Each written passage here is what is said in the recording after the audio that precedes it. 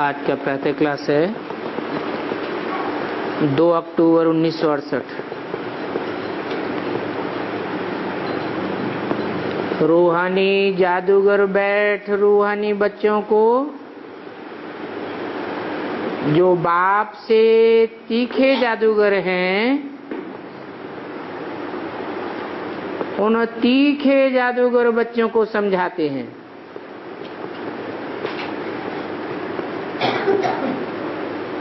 पूछते हैं तुम यहाँ क्या कर रहे हो? यहाँ बैठे बैठे कोई चुरपुर न हो संकल्पों की।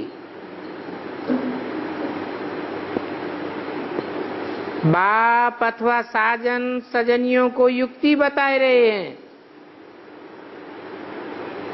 कि जब बाप के सामने बैठते हो तो संकल्पों की कोई धमा चौकड़ी नहीं होनी चाहिए। साजन कहते हैं यहाँ बैठे बैठे तुम क्या करते हो? अपन को तुम ऐसा लक्ष्मी नारायण जैसा श्रृंगार रहे हो, ऐसा कोई समझेगा?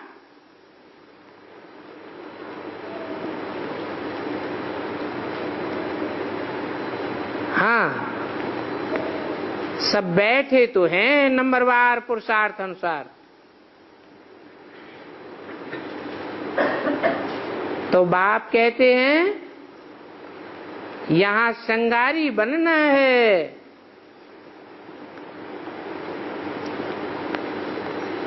अपना श्रृंगार भी करना है और संगी साथियों का भी श्रृंगार करना है। कौन सा श्रृंगार है? जिस्मानी श्रृंगार नहीं है, रूहानी श्रृंगार है।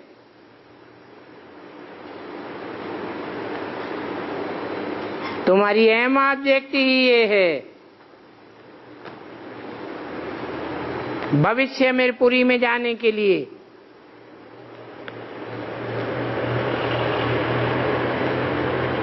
तो सोचो यहाँ बैठे तुम क्या कर रहे हो? क्या पैराडाइज की श्रृंगार के लिए पुरुषार्थ कर रहे हो?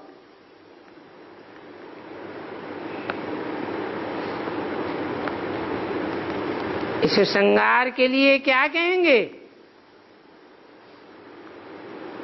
कमाई कहेंगे। अल्पकाल की कमाई है या सदाकाल की कमाई है? सदाकाल के लिए तुम्हारी पर्सनालिटी समर जाती है तो कमाई हुई ना। यहाँ बैठे बैठे तुम अपन को चेंज कर रहे हो। उठते बैठते चलते बाप ने तुमको ये मन मनाभव की चाबी दी हुई है।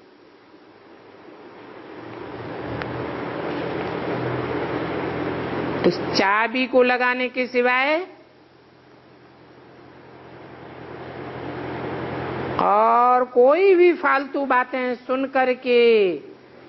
करके टाइम वेस्ट मत करो।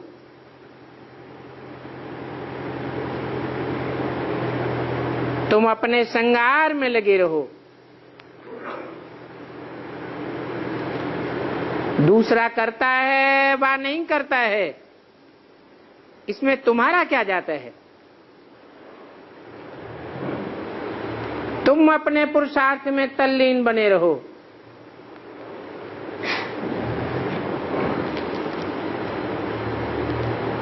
कितनी समझ की बात है। कोई नया सुनेगा तो जरूर बंडर खावेगा।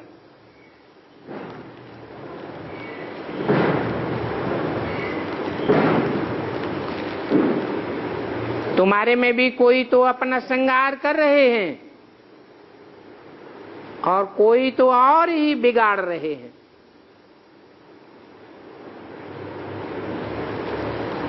कोई झरमुई झगमुई की बातें बुद्धि में चलती रहती है, टाइम वेस्ट करते रहते हैं। पर चिंतन आदि में कितना टाइम बर्बाद करते हैं। तो बाप बच्चों को समझाते हैं,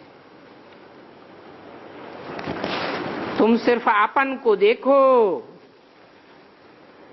कि हम क्या कर रहे हैं। स्वचिंतन कर रहे हैं या परचिंतन में लगे हुए हैं। बाप ने बहुत छोटी युक्ति बताई है सबको। क्या? मन्मना भव,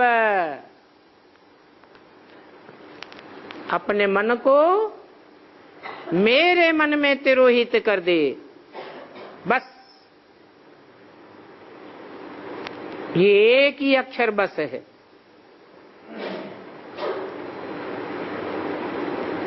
तुम बैठे तो यहां हो, परंतु बुद्धि में है कि सारा सृष्टि चक्र हम कैसे फिरते आए हैं।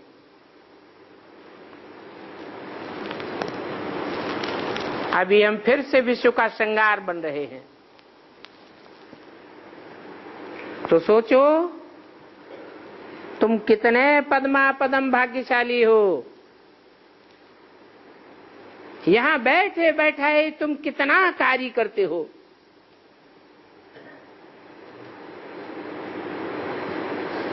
कोई हाथ पांव तो नहीं लगाते हो, सिर्फ मन बुद्धि से विचार करने की बात है। तुम कहेंगे हम यहां बैठे बैठे ऊंची से ऊंच विश्व का श्रृंगार कर रहे हैं। तो देखो ये मन मना भव का अक्षर कितना अच्छा है। इस योग से ही तुम्हारे सभी पाप भस्म हो करके तुम्हारी आत्मा कंचन बन जाएगी। आत्मा में से सारी खाद निकल जाएगी।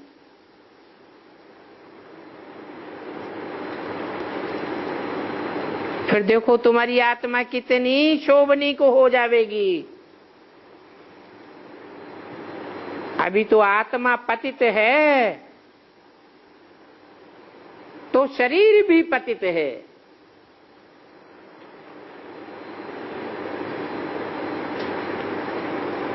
पतित शरीर की कालिमा में पतित आत्मा देखने में आती है।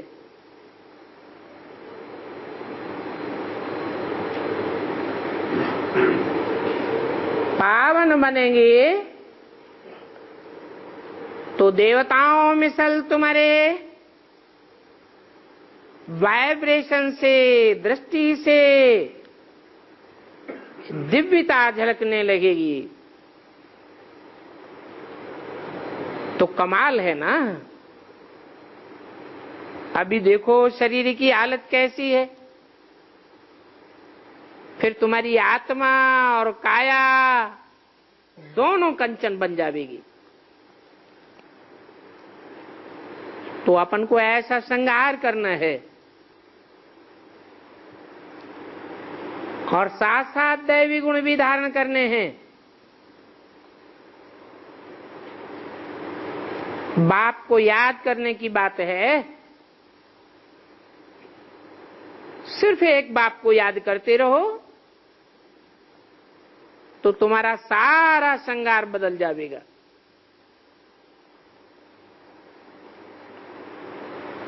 फिर तुम बाप से भी बड़े जादूगर हो जावेंगे।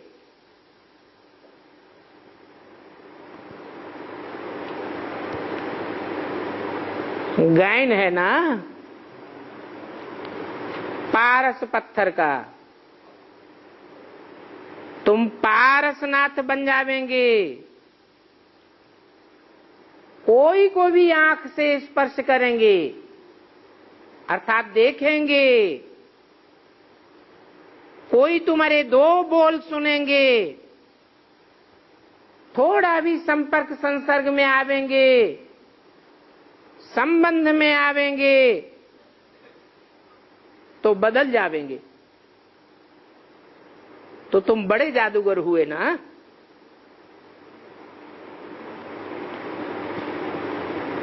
तुमको युक्ति बताते हैं, ऐसे ऐसे करने से तुम्हारा श्रृंगार बन जाएगा। अपना श्रृंगार न करने से मुफ्त अपन को नुकसान पहुंचाते हो। अभी तुम समझते हो कि भक्ति मार्ग में हम क्या क्या करते थे।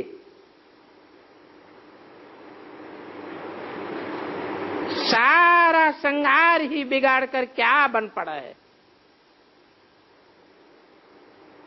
अभी एक ही मनमना भव अक्षर से बाप की याद से तुम्हारा श्रृंगार कितना अच्छा हो जाता है।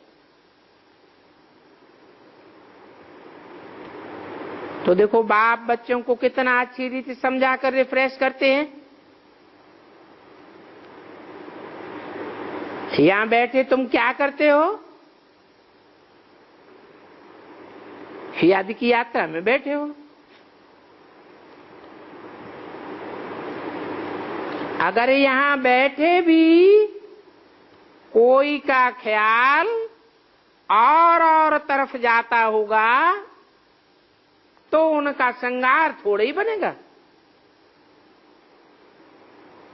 पहले तो खुद ही श्रृंगारी बने, फिर औरों को भी रास्ता बतावे। जानते हो कि बाप तो आते ही हैं श्रृंगारी बनाने। तो बुद्धि में आना चाहिए, बाबा आपकी तो कमाल है, आप कैसी अच्छी युक्ति बताते हो और सहज भी है।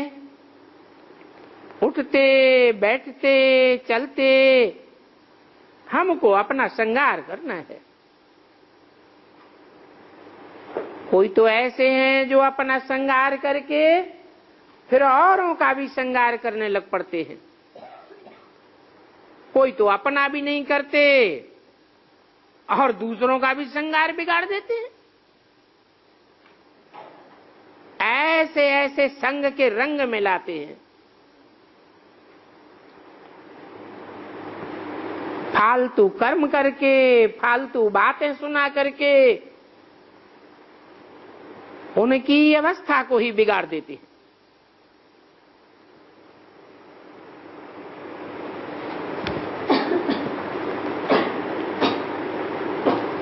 खुद भी श्रृंगारी बनने से रह जाते हैं तो दूसरों को भी नुकसान पहुंचाते हैं। तो बाप कहते हैं अभी अच्छी रीति सोच करो कि बाबा हमको कैसी कैसी युक्ति बताते हैं। भक्ति मार्ग के शास्त्र पढ़ने से ये युक्तियां नहीं आती हैं। वो शास्त्र तो भक्ति मार्ग के हैं। तुमको कहते हैं तुम किसी शास्त्र को नहीं मानते हो, बोलो हम तो सभी शास्त्रों को मानते हैं, क्योंकि हमने ही आधा कल्प भक्ति की है और धर्म वाले तो बाद में आते गए हैं। क्राइस्ट आवे तब तो उनके फॉलोअर्स आवेंगे। शंकराचार्य आवे तब उनके फॉलोअर्स आवेंगे।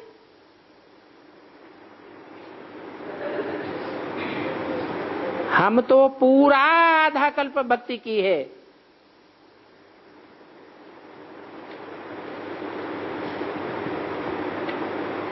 शास्त्र आदि पढ़े,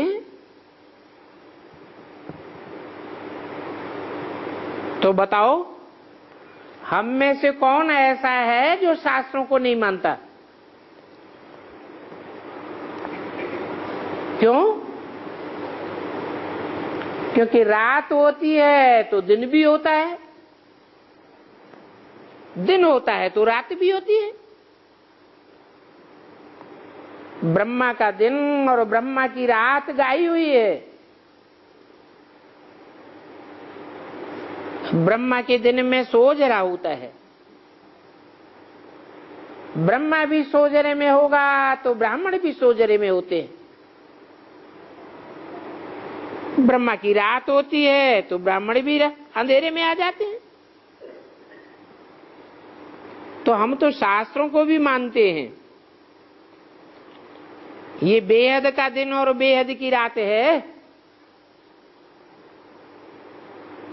बेहद के दिन में एक ज्ञान सूर्य का प्रकाश होता है, वो है सतयुग और त्रेता रूपी दिन, जहां एक बाप का ज्ञान का प्रकाश हर मनुष्य आत्मा में सार रूप में समाया हुआ है।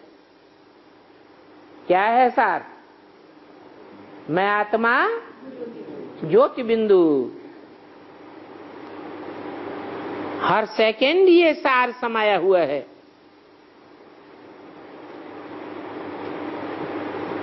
तो देखो, मनुष्यों की बुद्धि तो बिल्कुल इडियट है। एक्टर होकर के कुछ भी नहीं जानते हैं। तो बाप कहते हैं, मीठे मीठे बच्चों तुम अपना श्रृंगार कर लो, टाइम वेस्ट मत करो, क्योंकि अभी बहुत थोड़ा टाइम है।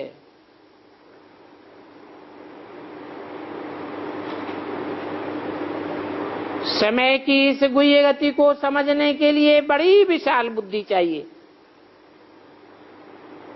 आपस में बहुत प्रेम से रहना चाहिए।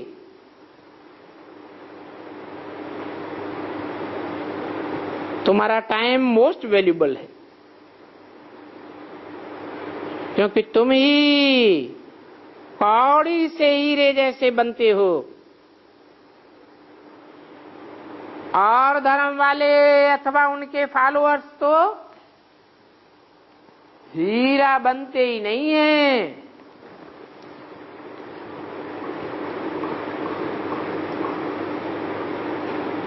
तो मुफ्त में थोड़ी ही इतनी बातें सुनते हो। ये कोई कथा है क्या? बाप तो एक ही अक्षर सुनाते हैं। जो बड़े बड़े आदमी होते हैं उनको जास्ती बात थोड़ी ही करनी चाहिए। बाबा तो सेकंड में जीवन मुक्ति देते हैं।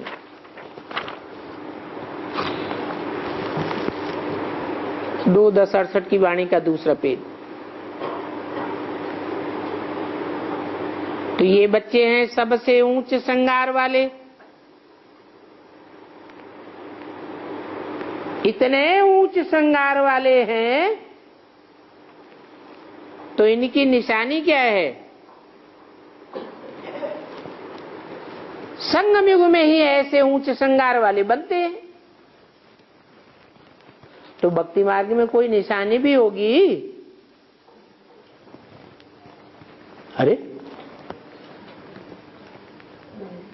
अरे कितने सुंदर सुंदर देवी देवताओं के श्रृंगारे हुए चित्र बनाए जाते हैं, मूर्तियां बनाई जाती हैं, देखने से ही खुश हो जाते हैं। जिन चित्रों को वो बहुत पूजते हैं। जितना बड़ा आदमी होगा उतना बड़ा मंदिर बना देंगे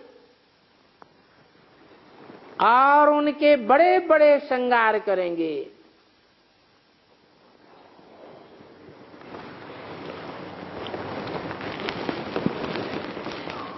देवताएं भी नंबरवार हैं।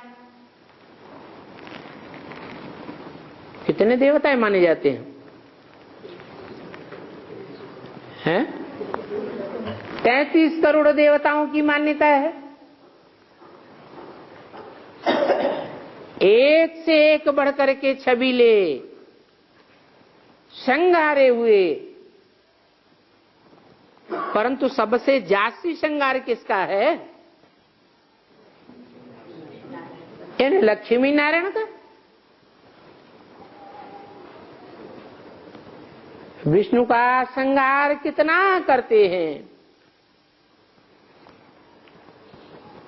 अभी तो देवताओं के चित्र पर हीरों का हार भी पहनाते थे।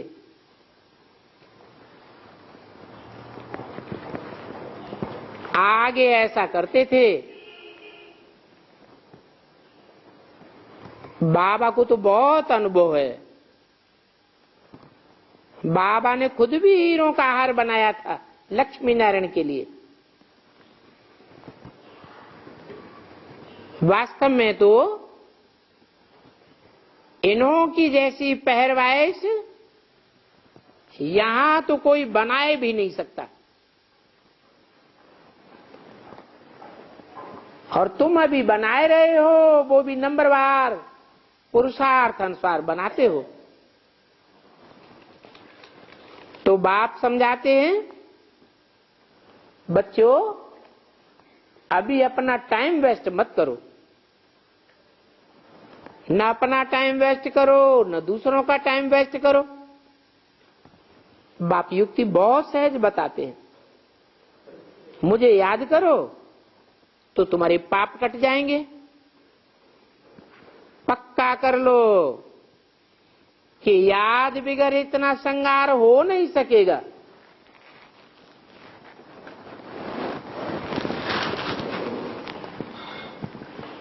तुम जानते हो कि हम यह बनने वाले हैं,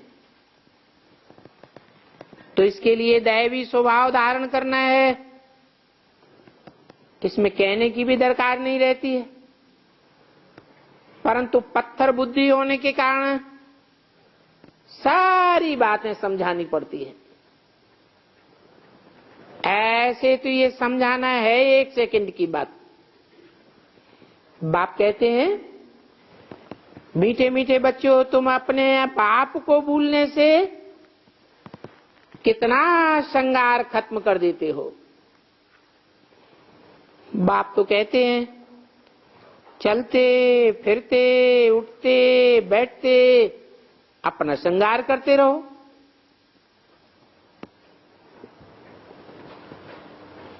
फिर होता क्यों नहीं?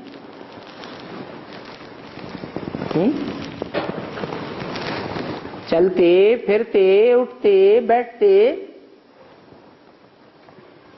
हर समय याद ठहरती क्यों नहीं है?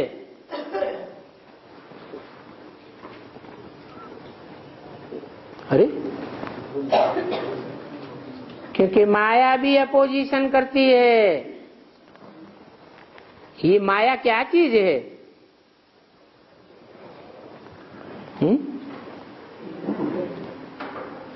माया मां माने नहीं, आया माने आया। ये ना आया होता माया रावण तो अच्छा था।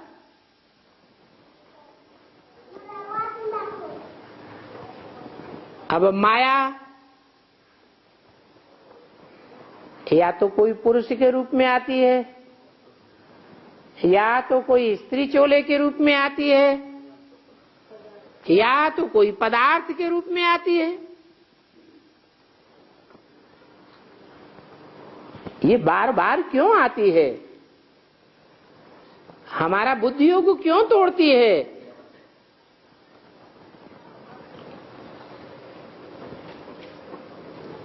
बिना बुलाई आती है क्या? नहीं, बिना बुलाए ही तो आती है। हम बुलाते हैं क्या? हाँ, हम तो और बाबा से कहते हैं, बाबा इस माया को समेट लो। तो हम थोड़े ही बुलाते हैं।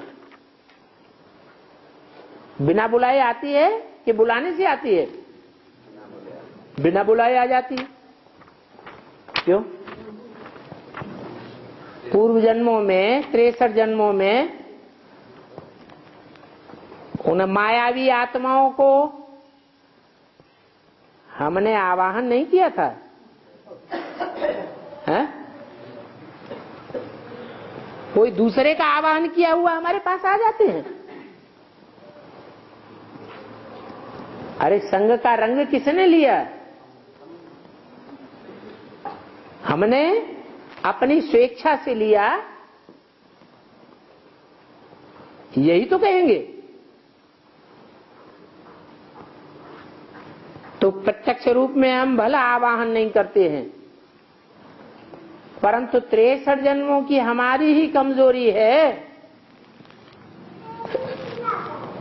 जो जन्म जन्मांतर हम नए नए आत्माओं को नए नए रूपों में आवाहन करते रहे हैं। नहीं तो भक्ति मार्गीय रावण राज्य में भी शुरुआत में भक्ति मार्ग सतो प्रधान था या तमो प्रधान था? कितना सतो प्रधान था? इतना सतो प्रधान था कि भक्ति के आदि में एक शिव बाबा की भक्ति करते थे, अब भी विचारी भक्ति करते थे। तो सतो प्रधान भक्ति थी या तमो प्रधान भक्ति थी? सतो प्रधान भक्ति थी।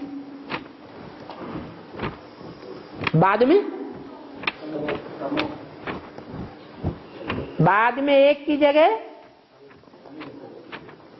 अनेकों को याद करने में लग पड़े। छोड़ दो। फिर क्या हुआ? अनेकों को जो याद करने लगे पड़े, उसका कारण क्या हुआ? संग के रंग में आ गए। उसका भी कारण क्या हुआ?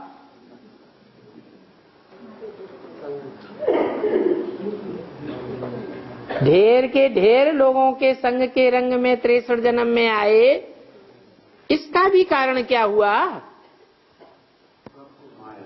कारण माने बीज। बीजारोपण कहाँ हुआ? अरे 63 जन्मों में जो अब विचारी से विविचारी हमारी बुद्धि बन पड़ी, अनेकों को याद करने लग पड़े, इसका बीजारोपण हमने कहाँ किया? संगम युग में। तो अभी बुद्धि चलनी चाहिए, बात बुद्धि में बैठनी चाहिए।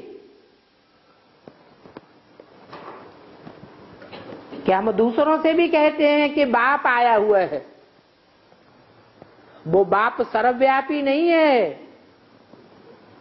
क्या है? एक व्यापी बाप आया हुआ है। तो हमारी बुद्धि में तो बैठा होगा ना क्या कि बाप एक व्यापी है। उस बाप से सारी दुनिया को प्राप्ति होती है, ऊंचते ऊंच वर्षे की। वो सुख शांति का वर्षा है, और हमको अति की प्राप्ति होती है। और धर्म की आत्माओं को आधा सुख और आधा दुख, और हमको पौना हिस्सा या उससे भी ज्यादा सुख, बाकी चौथाई से भी कम दुख मिलता, उसमें भी नंबरवार। कोई आत्माएं तो 82-83 जन्म भी सुख में रहती है। तो उसका कारण क्या हुआ है? कोई कारण है या नहीं है? क्या कारण हुआ इस संगम युग में जब से बाप को पहचाना, जब से जन्म हुआ ब्राह्मण जीवन में, तब से अपने जीवन को देखना है कि हमारी बुद्धि एक में लटक गई, एक के कार्य में हमने अपने को समर्पित कर दिया, या अनेकों में बुद्धि लटकाते रहे। यहां फाउंडेशन पड़ रहा है। ये माया कोई और चीज नहीं है। कहेंगे हमारी ही अपनी कमजोरी है कि सब कुछ जान करके, बूझ करके, समझ करके फिर भी हम माया रावण की चक्करी में फंस जाते हैं। ये समझना 1 सेकंड की बात है।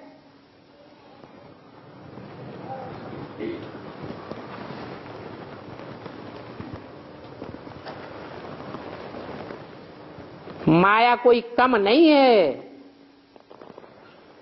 अर्थात हमारे 63 जन्म की कमजोरियां भी कोई कम नहीं है। कोई कोई लिखते हैं, बाबा आपकी माया बहुत दुस्तर है। बाप कहते हैं अरे हमारी माया कहाँ है? है? हमारी माया है क्या? है? अगर हमारी माया है तो हमको ज्यादा चिपटेगी या दूसरों को चिपटेगी? है? हमारी माया है तो हमसे हिसाब किताब लेगी? नहीं तो जिसकी माया है उसी से उसका सारा हिसाब किताब है। तो ये खेल है। मैं तो तुमको माया से छुड़ाने आया हूं, मेरी फिर माया काहे की? मैं तुमको ही छुड़ाने आया हूं। इस समय इस माया रावण का ही सारा राज्य है।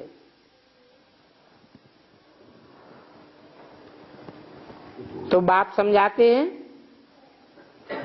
जैसे रात और दिन में 1 सेकंड का भी फर्क नहीं हो सकता है, ऐसे ही ये राम राज्य और रावण राज्य में भी 1 सेकंड का फर्क नहीं है। ये बेहद की रात और बेहद का दिन है। अभी तुम बच्चे नंबरवार पुरुषार्थ अनुसार ऐसा श्रृंगार कर रहे हो।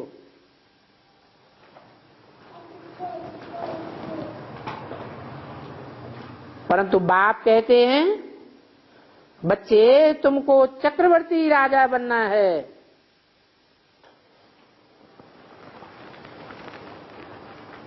तो ये चक्र फिराते रहो। कौन सा चक्र है? ये स्वदर्शन चक्र फिराते रहो। संगम युग में ही अपनी आत्मा के 84 जन्मों के पार्ट को बुद्धि में फुराते रहो।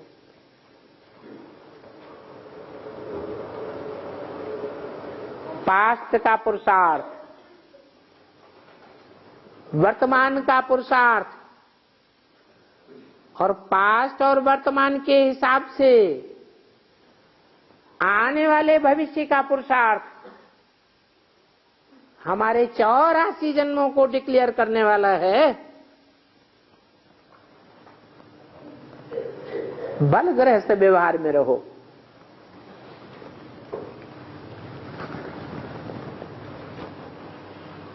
परंतु इस पुरुषार्थ में तो बुद्धि से काम लेना है।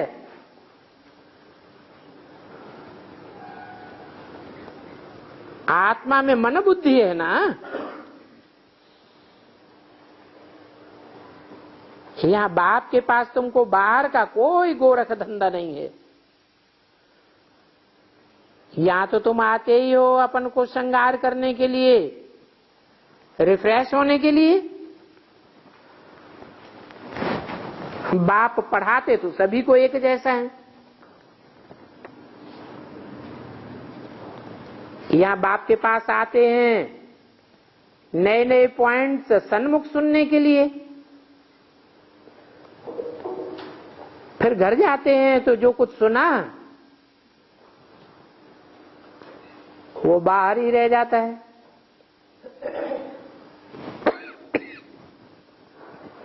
यहां से बाहर निकलने से ही झोली छट जाती है, क्योंकि जो कुछ सुना है उन बातों पर अच्छी रीति मनन चिंतन मंथन नहीं करते हैं। तुम्हारे लिए तो यहाँ एकांत की बहुत अच्छी जगह है।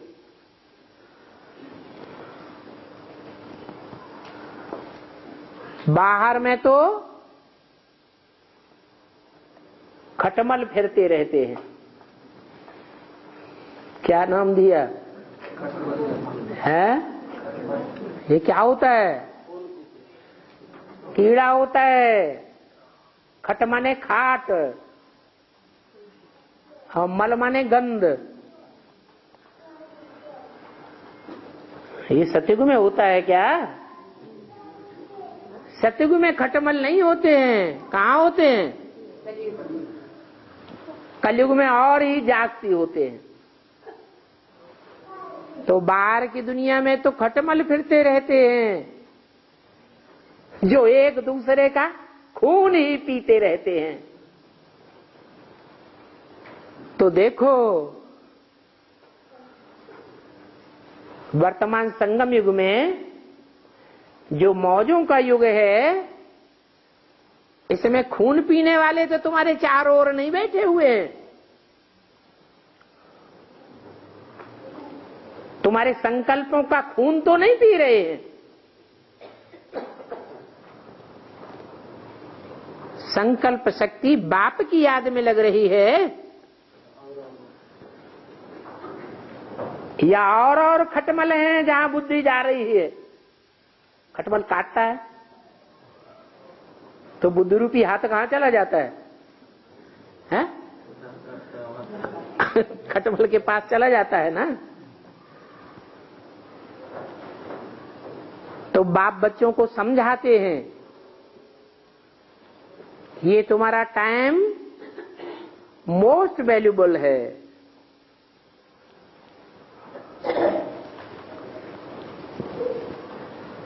इनको तुम वेस्ट मत करो। अपन को श्रृंगारने की बहुत युक्तियां मिलती हैं। अभी इन शास्त्रों का भूसा तो बुद्धि से निकाल दो।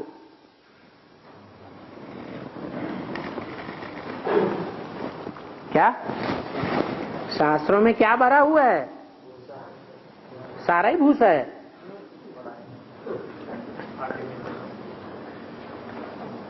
भूसा बहुत है और दाना कम है।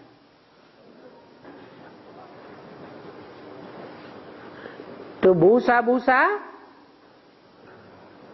हटाए देना चाहिए और दाना ग्रहण कर लेना चाहिए। दाना क्या है? दाना है सार। बीज को क्या कहते हैं? बीज को सार कहा जाता है। तो बाप सार की बातें शास्त्रों में से तुमको सुनाते हैं। बाकी जो बातें छोड़ देते हैं वो क्या है? वो भूसा है। उस भूसे से बुद्धि निकाल दो। मैं अभी सभी आत्माओं का उद्धार करने आता हूं।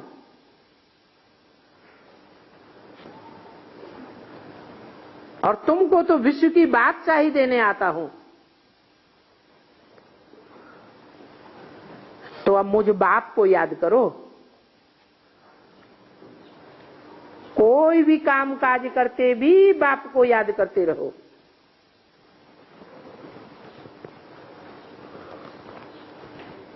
क्योंकि इतनी सभी ढेर की ढेर आत्माएं एक बाप की आशुक हैं। एक बाप है जन्म जन्मांतर का माशूक,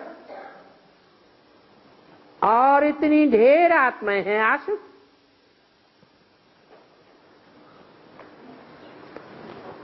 वो सभी जिस्मानी कथाएं कहानियां आदि तुमने बहुत सुनी है, आशुक माशुक वाली।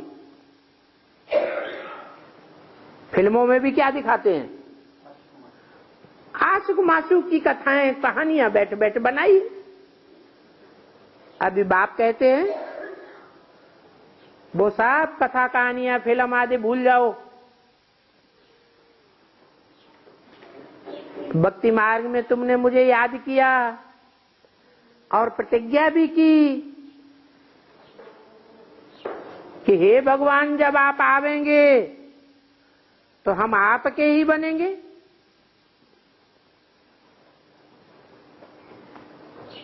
अभी तो तुम जान गए हो कि ढेर के ढेर आशुकों का एक ही माशूक है।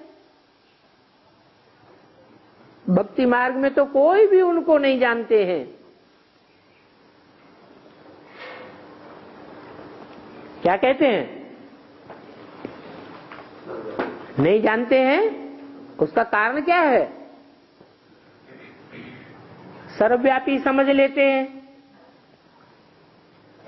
तो जानना न जानना बराबर हो गया। गपोड़े ही गपोड़े लगाए देते हैं।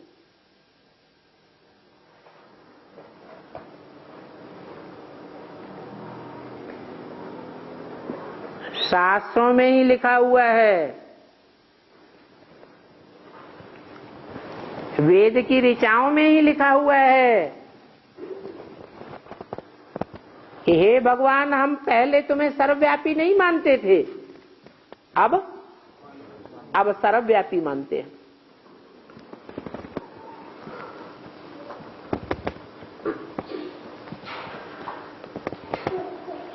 कहते हैं हम ब्रह्म में लीन हो जावेंगे।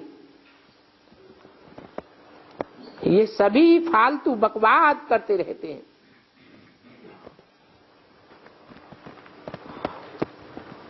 बाप कहते हैं एक भी मनुष्य मोक्ष को नहीं पा सकता, सदा काल के लिए ब्रह्म में लीन हो नहीं सकता। अल्पकाल के लिए हो सकता है?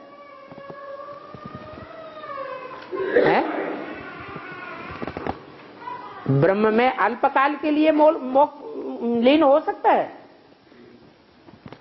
जैसे समंदर से एक चुल्लू पानी का लिया जाए,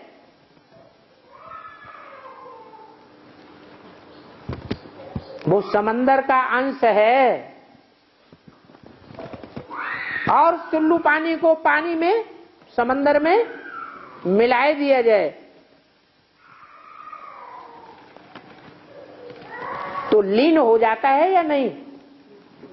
हैं? लीन हो जाता है। वापस आ सकता है? नहीं।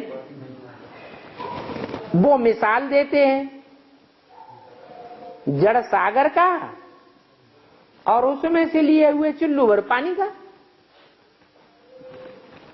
अब ऐसे तो है नहीं कि आत्माएं जो हैं वो सागर में से लिए हुए बूंद बूंद बूंद बूंद हैं। नहीं, आत्माएं अविनाशी हैं या विनाशी हैं? आत्माएं तो अविनाशी हैं। वो अविनाशी आत्माओं के स्वभाव संस्कार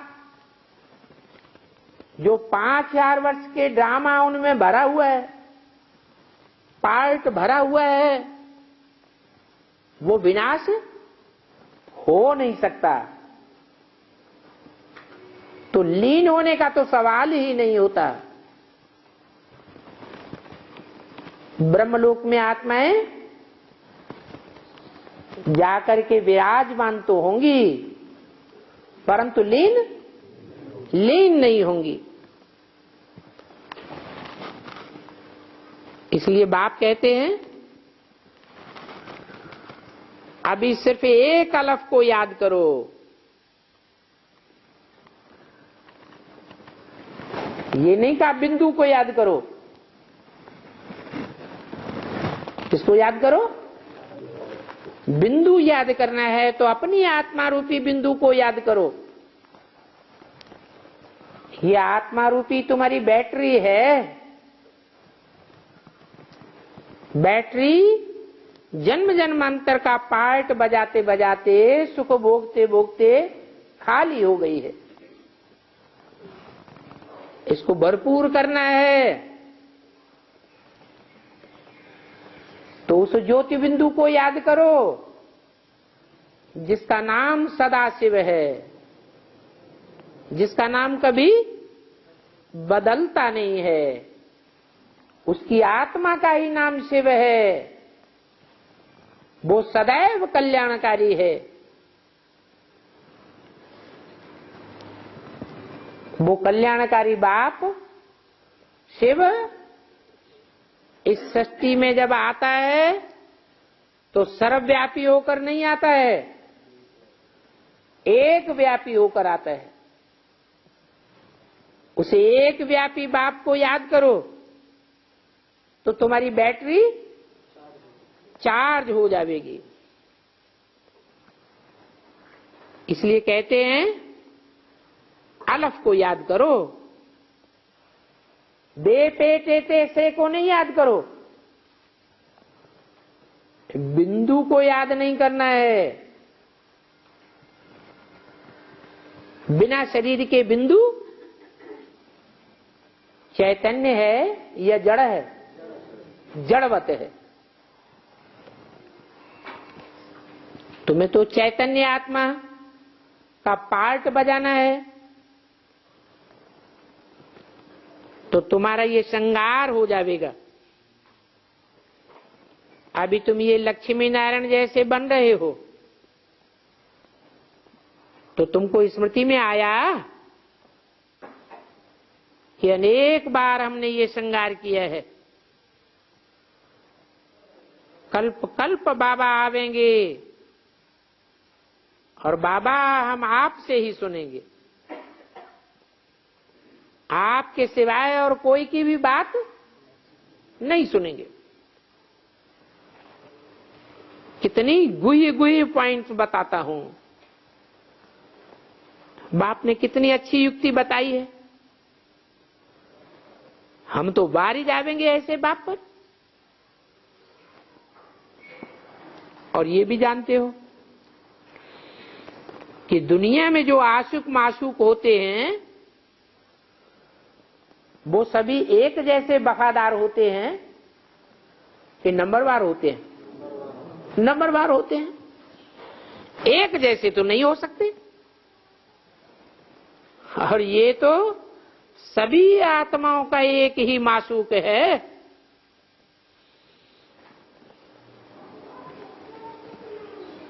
इसमें जिस्मानी कोई बात नहीं है।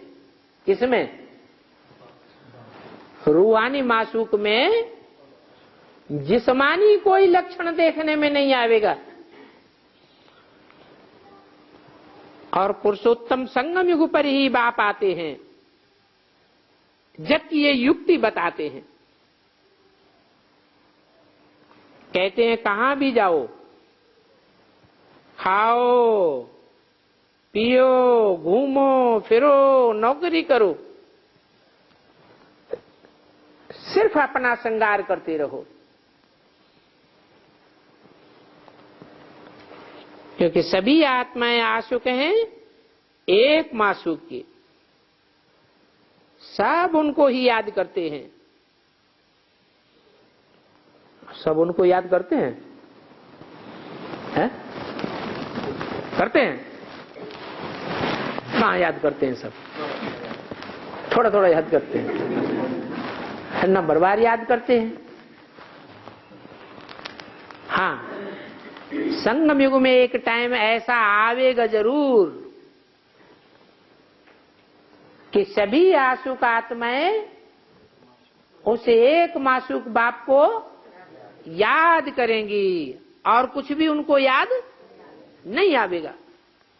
जब तक ऐसी स्टेज नहीं बनी है 500-700 करोड़ आत्माओं की, तब तक वापस परमधाम बाप के घर में नहीं जा सकते। तो उस समय के लिए बोला सभी उसे एक मासूक बाप को याद करते हैं। कोई कोई बच्चे कहते हैं हम तो 24 घंटे याद करते हैं। क्या तो झूठ कहते हैं या सच्चा कहते हैं? परंतु सदैव तो कोई याद ही नहीं कर सकता। क्यों नहीं याद कर सकता है? क्योंकि फाइनल पेपर होता ही तब है जब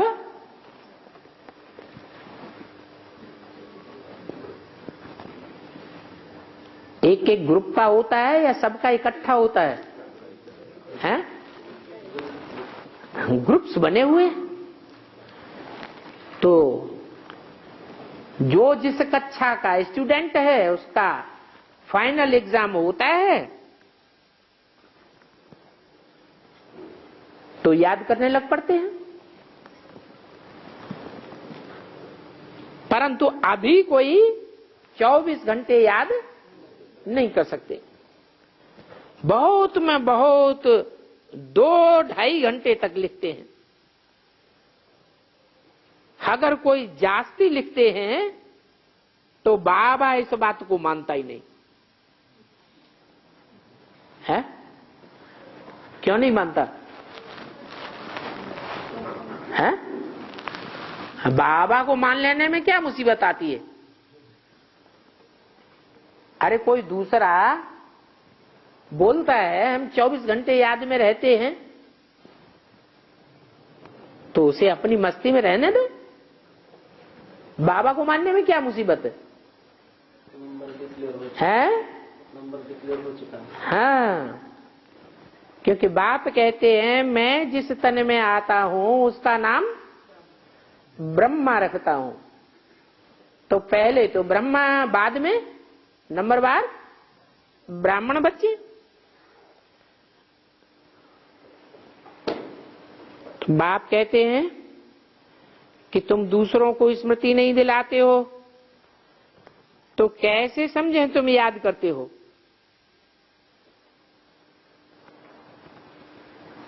याद करना कोई डिफिकल्ट बात नहीं है और इसमें कोई खर्चा भी नहीं है। कुछ खर्चा है? कुछ भी नहीं। 2:10:68 की वाणी का 3रा पेज। बेहद के बाप को सिर्फ याद करते रहो तो तुम्हारे पाप करते जाएंगे।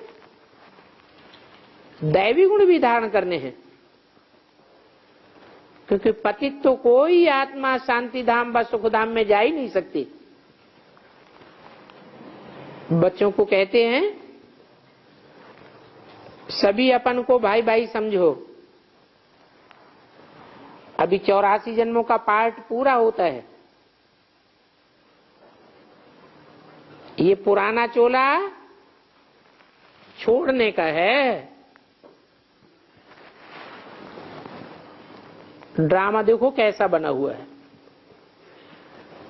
ये भी तुम जानते हो नंबरवार पुरुषार्थ अनुसार। दुनिया में तो कोई भी कुछ नहीं समझते हैं, तो हरेक अपने अंदर से पूछे, क्योंकि बाप थोड़ा ही अंतर्यामी है। जो एक एक के अंदर को बैठ देखेंगे तो हरेक अपने से पूछे। क्या पूछे? कि हम बाप की मत पर चलते हैं,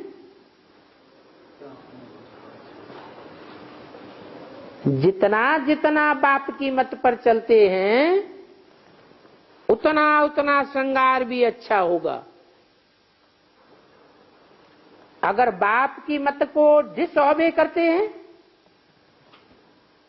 अवज्ञा करते हैं, नाफरमानी करते हैं, तो रिजल्ट क्या होगा 84 जन्मों में? है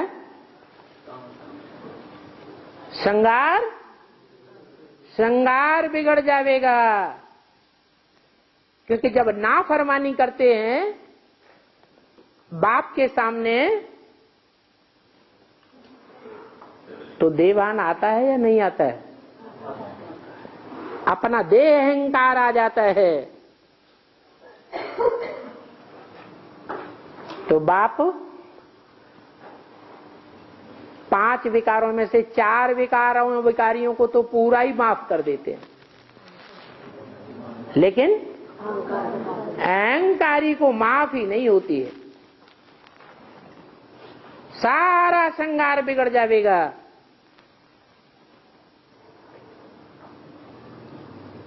नाफरमानी क्यों करते हैं? अवज्ञाकारी क्यों बनते हैं? क्योंकि एक दो की उल्टी बातें सुन सुन करके और फिर दूसरों को सुना करके अपना श्रृंगार भी बिगाड़ते हैं और दूसरों का भी बिगाड़ देते हैं। तो बच्चों को इसी धुन में लगा रहना चाहिए कि हम ऐसा लक्ष्मी नारायण जैसा श्रृंगार कैसे धारण करें। बाकी तो जो कुछ है वो सब ठीक ही है ड्रामा प्लान अनुसार।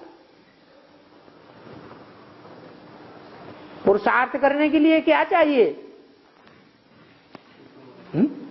पुरुषार्थ ठीक से चलता रहे,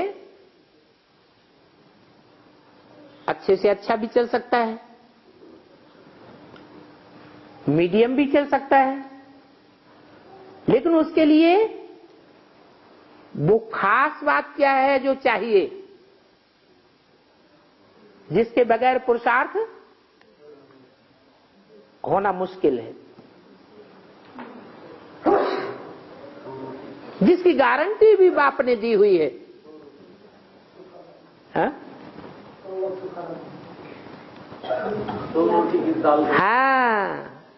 बाप ने गारंटी दी है, मेरे बच्चे कभी भूख नहीं मर सकते। मेरे बच्चे कौन? बाप के बच्चे हैं, तो बाप का धंधा करने वाले होंगे या रावण का धंधा करने वाले होंगे? बाप का धंधा करने वाले। जो बाप का धंधा सो बच्चे का धंधा। तो जो ईश्वरीय सेवा में लगे रहते हैं, थोड़ा लगे रहते हैं या ज्यादा लगे रहते हैं, माने सेवा को प्रेफरेंस देते हैं, उनको क्या चाहिए? 2 रोटी चाहिए। 2 रोटी कोई को मिलती रहे और कुछ न मिले, क्या? भले जंगल में भी रहना पड़े, कपड़ा भी न मिले, तो पुरुषार्थ चल सकता है या नहीं चल सकता है? चल सकता है। तो बाप कहते हैं सिर्फ पेट के लिए रोटी आराम से मिलती रहे, पेट का खर्चा जास्ती नहीं है। 8 आने में पेट पूर्ति हो सकती है। हा? ये कब की वाणी है? तो महंगाई भत्ता बढ़ाएंगे कि नहीं बढ़ाएंगे? हाँ, महंगाई भत्ता तो बढ़ाना पड़े। तो उस हिसाब से पेट को पाव भर आटा चाहिए। 1 पाव आटे में नमक मिला लो, रोटी खाते रहो रोज, तो मर जाएंगे कि जिंदा रहेंगे? जिंदा तो रहेंगे। हंस रहे?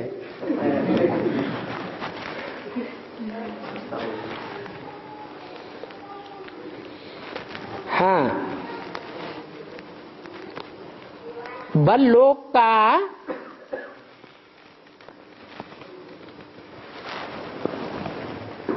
चार आना भी खर्चा होता है।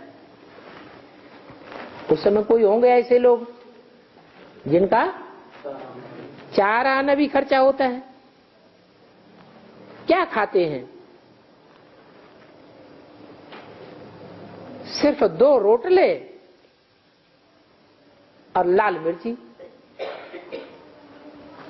नमक की रोटी और लाल मिर्ची। देखो फिर भी कितने ताकतवान देखे जाते हैं।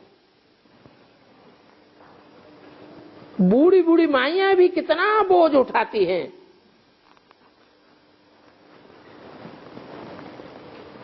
जाकर पहाड़ों पे देखो, उठाती है या नहीं? कितना बोझ उठाती है। तुमको रैल पने की आदत है और उन माइयों को गरीबी की आदत है। बल तुम सन्यासी हो, परंतु बेहद के सन्यासी हो, राजयोगी हो, तो तुमको न बहुत ऊंचा और न बहुत नीचा बल खाओ, परंतु जवान नहीं हिर जानी चाहिए। और 1-2 को याद भी दिलाते रहो। शिव बाबा याद है, वर्षा याद है, विश्व की बादशाही याद है। विचार करो, यहां बैठे बैठे भी तुम्हारी क्या कमाई होती है। इस कमाई से तुमको अपरम अपार सुख मिलने हैं।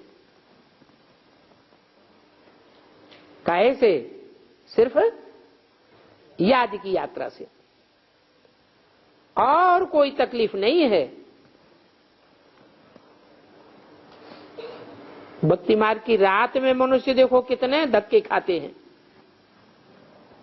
अभी बाप संगारने के लिए आए हैं तो फिर अपना अच्छी रीति ख्याल करना चाहिए। भूलो मत, माया बुलाई देती है। फिर तो टाइम बहुत वेस्ट कर देते हैं। तुम्हारा ये बहुत वैल्यूएबल टाइम है। पढ़ाई की मेहनत से मनुष्य क्या से क्या बन जाते हैं। बाबा तुम्हारे को और कोई तकलीफ नहीं देते हैं।